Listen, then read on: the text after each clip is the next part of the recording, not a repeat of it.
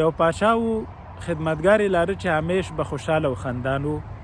پاچا سره سوچ پیدا سه چې زه واک او ځواک لرم، ډېر شته او ملت مې په لاس کې دی، خو دومره خوشحال نه یم لکه دا زما خدمتګار چې هیڅ هم نه لري. خبره یې له خپل سلاکار یا وزیر سره شریکه کړه. ورته ویلې دا څه مسله ده چې زه د خدای له ډېرو نعمتونو واک او قدرت سره خوشحال نه یم، خو دا زما خدمتګار چې دا هیڅ هم نه لري خو تل خوشحاله او خندان وي. سلاکار یې ورته ویلې پاچا سلامته،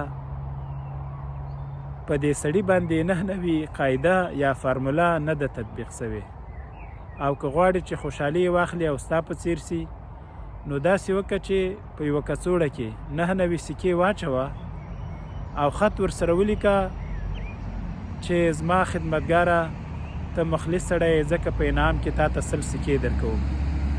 پاچا همداسې وکړل. خدمتګار چې مازدیګر د کور لور ته روانېده د دروازې مخکې کڅوړه ولیدله. په کڅوړه همدا لیک ایښی و چې خدمتګاره ته ډېر مخلص سړی یې، ځکه مې درته دا 100 سکې په انعام درکړې. خدمتګار ډېر زیات خوشحال سه، کور ته لاړ چې میرمن او بچیان یې راټول سو، له جیب نه یې کڅوړه راوویستله. ورته ویلې ما ته نن پاچا 100 سکې راکړي دي.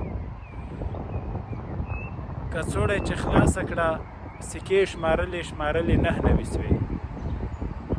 بیا یې وشمارلې، بیا هم 9 وي. وروسته یې میرمنې ته ورکړې، وایي زه به حساب کې غلطېږم، ته دا وشماره.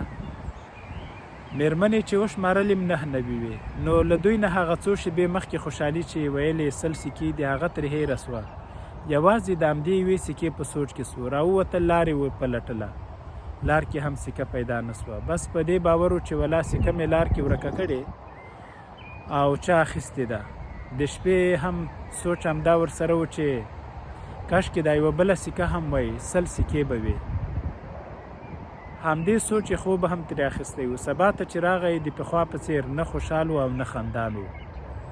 نو پاچا وپوهېده چې رښتیا هم انسانان، هغه که پاچا وي یا ګدا وي، په ژوند کې که 9 نعمتونه ولري او یو نعمت یې کم وي او ټول عمر د همغه نعمت د ترلاسه کولو په سوچ کې ورباندې په خفګان کې تیریږي او دا 9 خدای ورکړي نعمتونه ترې هیر وي.